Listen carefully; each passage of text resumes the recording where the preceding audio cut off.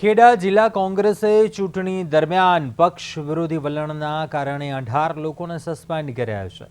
તાલુકા પંચાયત, જિલ્લા પંચાયત, નગરપાલિકા અને મહાનગરપાલિકા ચૂંટણીના પરિણામ બાદ આ કાર્યવાહી કરવામાં આવી છે। ઉમેદવારી પરત ખેંચવાથી કેટલીક જગ્યાએ ભાજપના ઉમેદવારો બિનહરીફ જીત્યા હતા, જેના પગલે પાર્ટીએ કડક પગલાં લીધા છે। મહીજ બેઠક પર ફોર્મ પરત ખેંચનાર રમેશ તડબી સહિત કુલ 18 લોકો સામે સસ્પેન્શનની કાર્યવાહી કરવામાં આવી છે। ખેડા કોંગ્રેસે 18 લોકોને સસ્પેન્ડ કર્યા। ચૂંટણી બાદ પક્ષ વિરોધી વલણની સામે આ પગલું છે તે ભરવામાં આવ્યું છે। પક્ષમાં શિસ્તનો સંદેશ આપવામાં આવ્યો। સ્થાનિક ચૂંટણી બાદ રાજકીય ગરમાવો મહીજ બેઠક મુદ્દે આ મોટો નિર્ણય રમેશ તડવી સહિત 18 લોકો પર કાર્યવાહી છે તે કરવામાં આવી।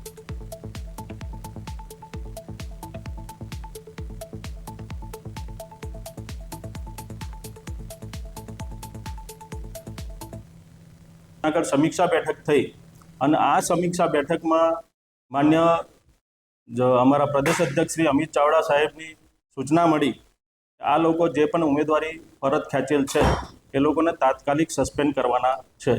તો એ સૂચના મુજબ અમે લોકોએ કાર્યવાહી કરી અને આજ રોજ જિલ્લા પંચાયતના 6 ઉમેદવારો, તાલુકા પંચાયતના 11 અને નડિયાદ શહેરના 7 ઉમેદવારોએ જે ફોર્મ પરત ખેંચ્યા હતા તે લોકોને અમે પક્ષમાંથી 6 વર્ષ માટે સસ્પેન્ડ કરેલ છે।